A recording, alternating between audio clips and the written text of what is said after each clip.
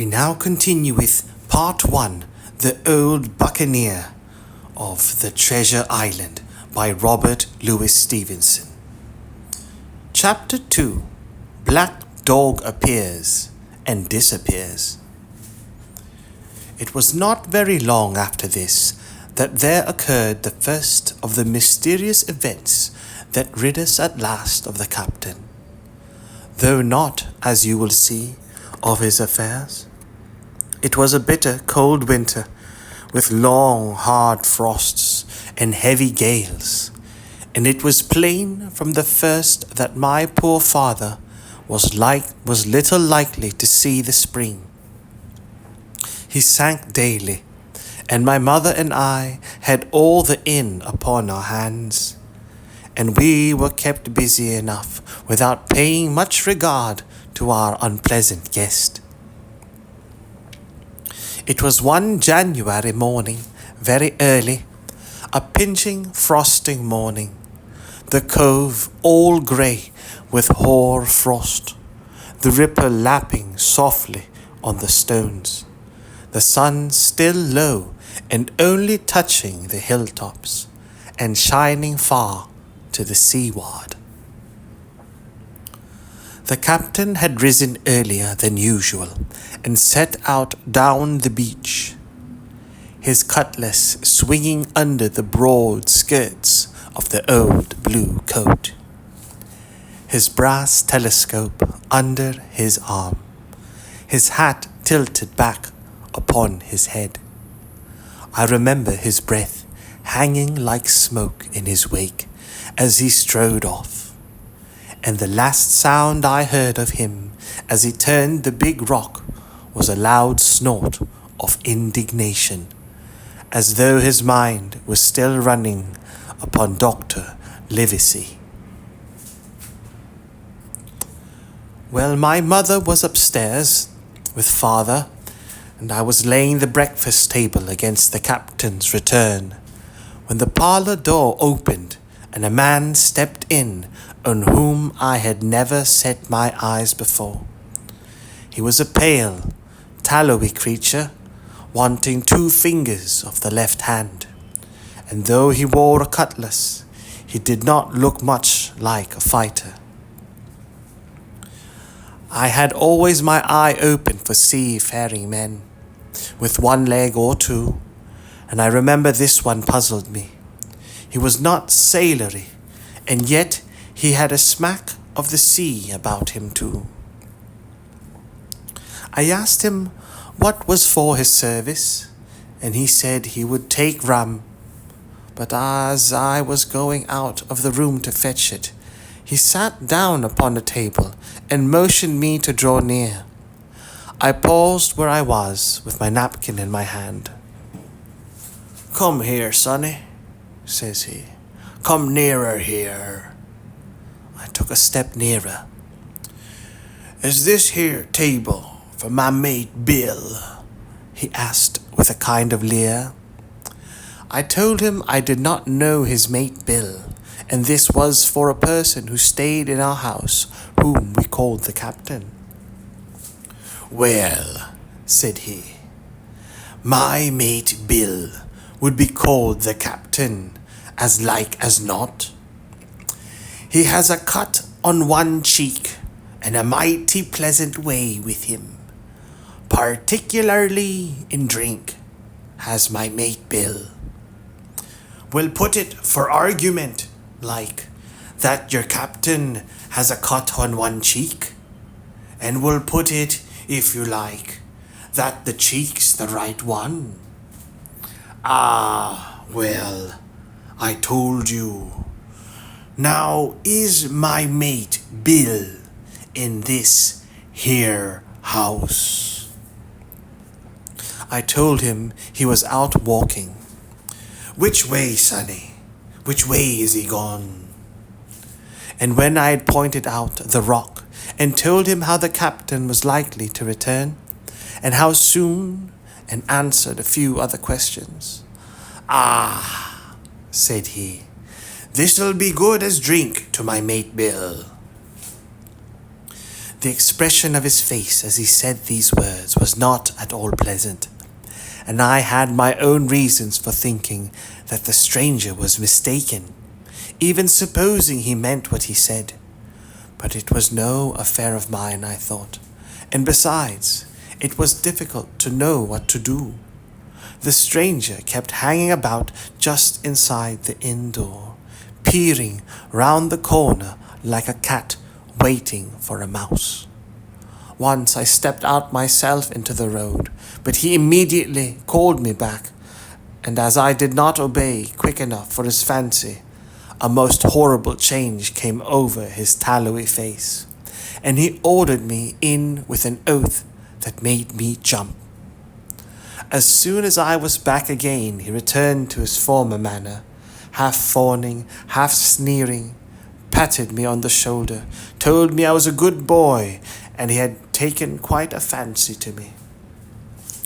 "I have a son of my own," said he, "as like you as two blocks, and he's all the pride of my heart. But the great thing for boys is discipline, sonny, discipline. Now if you had sailed along of Bill, you wouldn't have stood there to be spoke to twice, not you. That was never Bill's way, nor the way of sich as sailed with him. And here, sure enough, is my mate Bill, with a spyglass under his arm, bless his old heart, to be sure. You and me'll just go back into the parlour, sonny, and get behind the door, and we'll give Bill a little surprise, bless his heart, I say again." So saying, the stranger backed along with me into the parlour and put me behind him in the corner, so that we were both hidden by the open door. I was very uneasy and alarmed, as you may fancy, and it rather added to my fears to observe that the stranger was certainly frightened himself. He cleared the hilt of his cutlass and loosened the blade in the sheath, and all the time we were waiting there, he kept swallowing as if he felt what we used to call a lump in the throat. At last, in strode the captain, slammed the door behind him, without looking to the right or left, and marched straight across the room to where his breakfast awaited him. "Bill," said the stranger in a voice that I thought he had tried to make bold and big. The captain spun round on his heel and fronted us. All the brown had gone out of his face, and even his nose was blue. He had the look of a man who sees a ghost, or the evil one, or something worse, if anything can be. And upon my word, I felt sorry to see him all in a moment turn so old and sick. "Come, Bill, you know me. You know an old shipmate, Bill, surely," said the stranger. The captain made a sort of gasp. "Black dog," said he. "And who else?" returned the other, getting more at his ease. "Black dog as ever was, come for to see his old shipmate Billy at the Admiral Benbow Inn. Ah, Bill, Bill, we have seen a sight of times. We have seen a sight of times, us two, since I lost them 2 talons, holding up his mutilated hand. "Now look here," said the captain. "You've run me down. Here I am. Well then, speak up. What is it?" "That's you, Bill," returned Black Dog. "You're in the right of it, Billy. I'll have a glass of rum from this dear child here, as I've took such a liking to, and we'll sit down, if you please, and talk square like old shipmates." When I returned with the rum, they were already seated on either side of the captain's breakfast table. Black Dog next to the door, and sitting sideways so as to have one eye on his old shipmate, and one, as I thought, on his retreat. He bade me go and leave the door wide open. "None of your keyholes for me, sonny," he said, and I left them together and retired into the bar. For a long time, though I certainly did my best to listen, I could hear nothing but a low gattling. But at last the voices began to grow higher, and I could pick up a word or two, mostly oaths, from the captain. "No, no, no, no, and an end to it," he cried once and again. "If it comes to swinging, swing all, say I." Then all of a sudden there was a tremendous explosion of oaths and other noises. The chair and table went over in a lump, and a clash of steel followed, and then a cry of pain. And the next instant I saw Black Dog in full fight, and the captain hotly pursuing. And the next instant I saw Black Dog in full flight, and the captain hotly pursuing, both with drawn cutlasses, and the former streaming blood from the left shoulder. Just at the door, the captain aimed at the fugitive one last tremendous cut, which would certainly have split him to the chine had it not been intercepted by a big signboard of Admiral Benbow. You may see the notch on the lower side of the frame to this day. That blow was the last of the battle. Once out upon the road, Black Dog, in spite of his wound, showed a wonderful clear pair of heels and disappeared over the edge of the hill in half a minute. The captain, for his part, stood staring at the signboard like a bewildered man. Then he passed his hand over his eyes several times, and at last turned back into the house. "Jim," says he, "rum." And as he spoke, he reeled a little and caught himself with one hand against the wall. "Are you hurt?" cried I. "Rum," he repeated. "I must get away from here. Rum, rum." I ran to fetch it, but I was quite unsteadied by all that had fallen out, and I broke one glass and fouled the tap. And while I was still getting in my own way, I heard a loud fall in the parlour, and running in, beheld the captain lying full length upon the floor. At the same instant, my mother, alarmed by the cries and fighting, came running downstairs to help me. Between us, we raised his head. He was breathing very loud and hard, but his eyes were closed, and his face a horrible colour. "Dear, dearie me," cried my mother. "What a disgrace upon the house, and your poor father sick." In the meantime, we had no idea what to do to help the captain, nor any other thought but that he had got his death hurt in the scuffle with the stranger. I got the rum, to be sure, and tried to put it down his throat, but his teeth were tightly shut and his jaws as strong as iron. It was a happy relief for us when the doctor opened, and the Dr. Livesey came in on his visit to my father. "Oh, doctor," we cried, "what shall we do? Where is he wounded?" "Wounded? A fiddlestick's end," said the doctor. "No more wounded than you or I. The man has had a stroke, as I warned him.